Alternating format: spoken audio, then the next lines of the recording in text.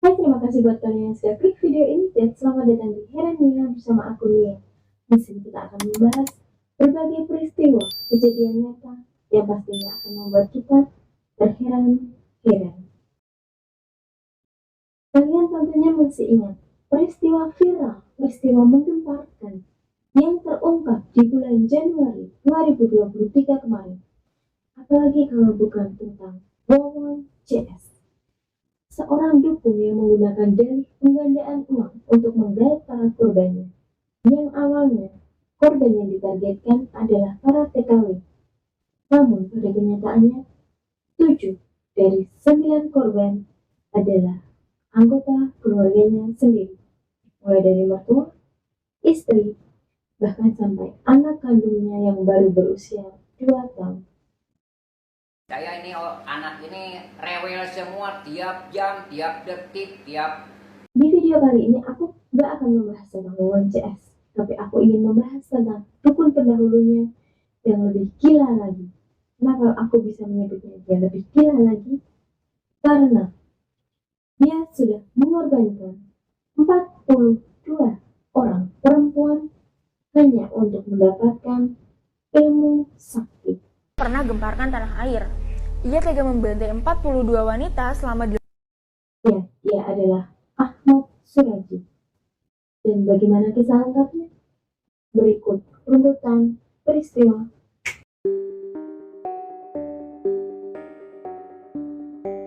Pada tanggal 10 Januari 1949, lahirlah Sagimin, anak kedua dari pasangan Jogan dan Sarti.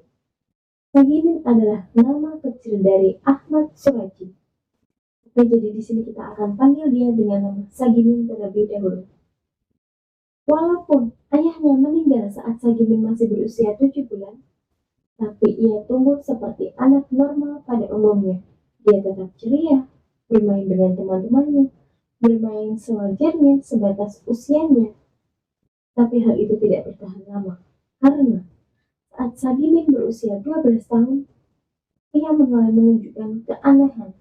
Ia mulai menarik dirinya dari lingkungan sekitar, dari teman-teman sebayanya. Di mana saat umur 12 tahun peralihan dari SD ke SMP, itu adalah masa-masa yang menyenangkan, masa-masa yang saat bermain bersama teman-teman, peralihan ke masa remaja. Tapi berbeda dengan Sagimin yang saat berusia 12 tahun, ia justru mulai menunjukkan ketertarikannya terhadap ilmu perdukunan melalui buku-buku yang ditinggalkan sang ayah. Di lingkungan sekitar, Sagimin juga dikenal dengan nama Nasib Kelewang. Kenapa bisa dikenal dengan nama Nasib Kelewang? Nasib ia dapatkan karena saat kecil ia telah terjebur ke dalam sumur, tapi masih selamat. Sedangkan untuk nama Kelewang sendiri ia dapatkan karena ia sering mencuri lembu dan membawa Kelewang kemanapun ia pergi. Nah, untuk nama Ahmad Suraji sendiri, ia dapatkan ketika ia keluar dari penjara setelah tertangkap mencuri lembu.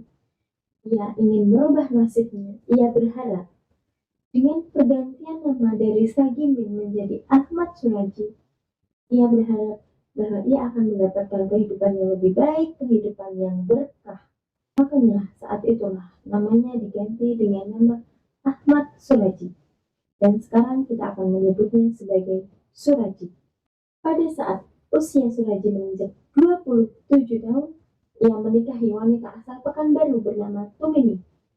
Dan dari pernikahannya dengan Tumini ini, ia dikaruniai 4 orang anak laki-laki. Harapan Suraji untuk mendapatkan hidup yang lebih baik, untuk mendapatkan keberkahan, nampaknya tidak bertahan lama. Karena Suraji mengungkapkan keinginannya bahwa ia ingin melakukan poligami dengan alasan bahwa Tumini tidak bisa memberikan anak perempuan. Di sini yang lebih mengherankan lagi, wanita yang dipilih Suraji sebagai mantu Tumini adalah 2 adik kandungnya, yaitu Tuminah dan Natia. Selain menikahi kakak beradik ini, dia juga membuat mereka semua tinggal dalam satu rumah. Dan karena inilah, masyarakat sekitar juga mengenal Suraji dengan sebutan Datuk, karena dia menikahi 3 kakak beradik dan membuat mereka semua tinggal dalam satu rumah. Awal kegilaan Suraji tidak berhenti sampai di sini. Ia tega mengusir ibu kandungnya sendiri karena menentang apa yang dilakukan oleh Suraji. Setelah mengusir ibu kandungnya, ia semakin mantap untuk mendalami ilmu perdukunan. Karena menurut apa yang ia sampaikan kepada kepolisian, ia sering didatangi sang ayah melalui mimpi dan sang ayah berkata, Kalau kamu ingin ilmumu lebih sakti dan bermanfaat bagi masyarakat sekitar, kamu harus mengorbankan 70 nyawa perempuan.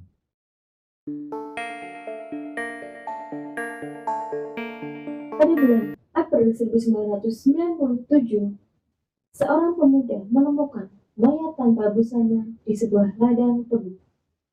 Setelah diidentifikasi oleh polisi, diketahuilah nama dari mayat tersebut adalah Sri Kemala Dewi.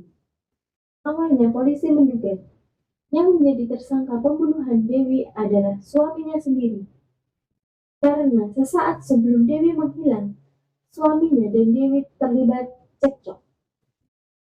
Tapi hal ini terbantahkan dengan salah satu laporan warga yang kita sebut saja sebagai Andreas.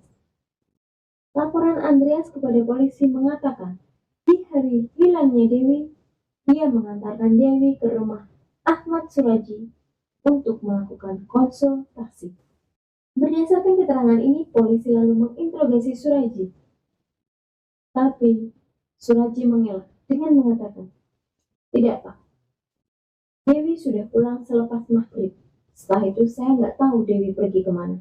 Karena minimnya bukti yang dipunyai oleh kepolisian, akhirnya kepolisian memutuskan untuk menyelidiki lebih lanjut lagi dan menganalisa laporan-laporan orang hilang selama beberapa tahun ke belakang.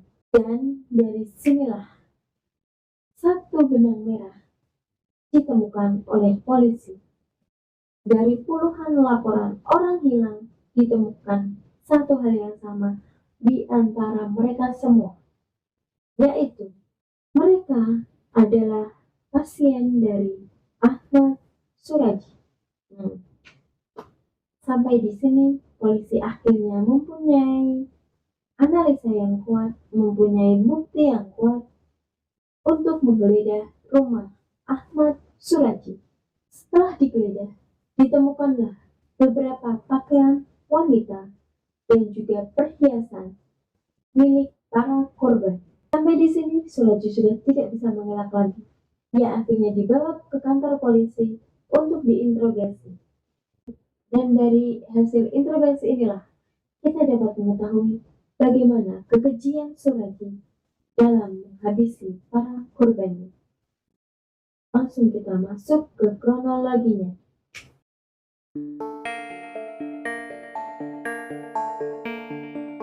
Setiap pasien yang datang ke rumah Ahmad Suraji dengan berbagai tujuan, entah itu nasihan, pemarisan, maupun pesugihan, diwajibkan untuk membawa kembang telon, kemenyan putih, kemenyan Arab atau buhur, dan juga sepasang jeruk purut. Selain itu, ia juga memberikan syarat kepada para pasiennya itu bahwa mereka harus bersedia diikat dan dikubur setengah badannya di waktu malam. Dan satu lagi syarat yang diajukan oleh Suraji, bahwa para korbannya tidak boleh memberitahukan kepada siapapun mengenai ritual yang akan ia lakukan. Pada bulan Desember 1986, Tukiem alias Iem yang menjadi korban pertama dari Ahmad Suraji mendatangi Suraji dengan membawa persyaratan dan menyetujui persyaratan yang diajukan oleh Suraji. Sesampainya Iem di rumah Suraji, mereka langsung bergegas ke ladang tebu yang berjarak 1 kilometer dari rumah Suraji. Saat berangkat, Suraji juga membawa cangkul, tali, dan karung. Sesampainya di ladang tebu dan setelah melihat lokasi yang sekiranya sesuai menurut Suraji, tidak membutuhkan waktu lama bagi Suraji untuk menggali lubang sebesar 1 kali 1,7 meter dengan bantuan senter yang dipegang sendiri oleh Iem. Setelah lubang selesai digali, ia mengikat tangan dan kaki Iem lalu menguburkannya ke dalam lubang tersebut. Untuk yang pertama ini ia kuburkan setengah badan mulai dari kaki sampai bagian dada. Setelah Ia menguburkan korbannya ini setengah badan. Disinilah hal yang tidak dikira oleh para korban, hal yang tidak pernah dibayangkan oleh para korban, dilakukan oleh Ahmad Suraji. Ahmad Suraji memiringkan kepala korban ke paha kirinya. Lalu dengan tangan kirinya ia menutup mulut dan hidung korban, sedangkan tangan kanannya cekik leher korban. Karena posisi korban tangan kakinya diikat, badannya dikubur setengah badan, otomatis korban tidak bisa melakukan perlawanan apapun. Dan karena kondisi inilah tidak membutuhkan waktu lama bagi Suraji untuk membuat korbannya tidak sadarkan diri, bahkan meninggal. Setelah dirasa korbannya sudah meninggal, ia melakukan ritual yang menjijikkan. Ia mulai melakukan ritual menggunakan air liur korban. Setelah selesai melakukan ritualnya tersebut, ia mengeluarkan tubuh korban dari lubang, melecuti semua pakaiannya hingga tidak ada satu pakaian pun yang melekat di tubuh korban. Lalu ia memasukkan lagi korban ke dalam lubang, dan kali ini ia benar-benar menguburnya. Lalu ia membawa pakaian, perhiasan, apapun yang dibawa korban tadi dimasukkan ke dalam karung, dan ia bawa pulang ke rumah. Keesokan paginya, seperti tidak terjadi apapun semalam, ia beraktivitas seperti biasa, bertani, bersosialisasi dengan warga sekitar, dan tidak ada yang aneh dari Ahmad Suraji, sehingga para warga pun tidak merasa curiga. Pola yang sama Suraji lakukan terhadap 41 korban lainnya. Gila ya? Dia melakukannya dari tahun 1986 sampai 1997 dengan total 42 orang korban.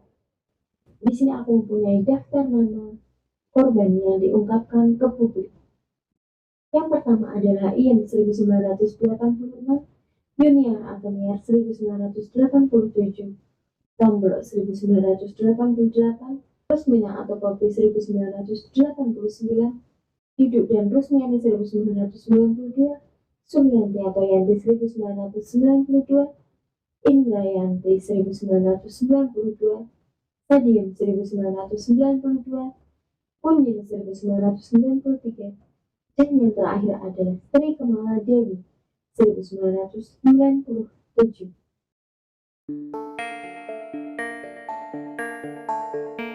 Setelah terungkapnya kekejian Ahmad Suraji pada April 1997, pada tanggal 1 Mei 1997, Ahmad Suraji resmi ditangkap oleh kepolisian, dan pada 27 April 1998, ia divonis hukuman mati oleh PN Lubuk Pakam, Deli Serdang.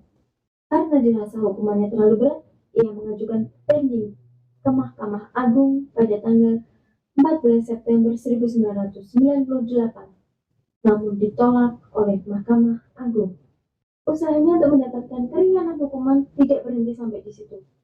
Ia dan tim kuasa hukum dari LBH Medan mengajukan gerasi ke Presiden Megawati pada tanggal 5 Oktober 2004, tapi gerasi tersebut tidak ada jawaban dari Presiden Megawati.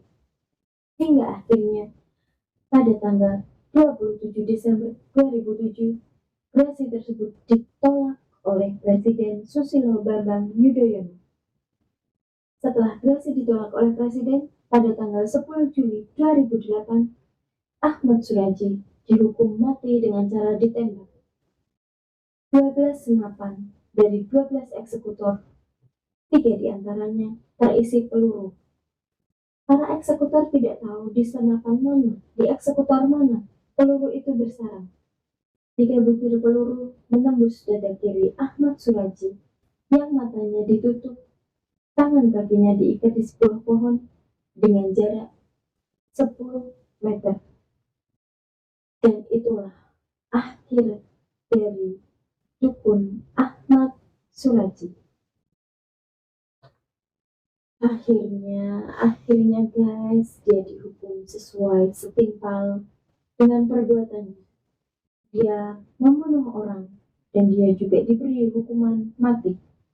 Dari sini kita dapat memetik pelajaran bahwa kalau kita ingin mencapai kesuksesan, kalau kita ingin mendapatkan kekayaan, ya kita harus kerja, dan jangan lupa juga berdoa. Karena tidak ada sesuatu yang instan di dunia ini. Sekalipun ada dan sekalipun sesuatu yang instan itu bisa kita dapatkan dengan cara yang tidak benar, pasti akan ada harga yang harus kita bayar. Dan marilah kita berdoa untuk para ke-42 korban. Semoga amal ibadahnya diterima di sisinya dan juga segala dosanya diampuni. Terima kasih buat kalian yang sudah menonton video ini sampai habis. Jangan lupa untuk menekan tombol subscribe, like, komen. Komen aja kalau misalnya ada sesuatu yang kurang dari yang aku sampaikan tadi, ada sesuatu yang perlu ditambahkan dari apa yang aku sampaikan tadi, bisa komen di kolom komentar. Dan juga silahkan memberikan ide-ide bagi aku untuk besok bahas ini. Pasti akan aku baca dan aku akan mengusahakan untuk memenuhinya. Terima kasih buat kalian yang sudah menonton video ini dan semoga kita semua selalu sehat dan bahagia. Bye, terima kasih.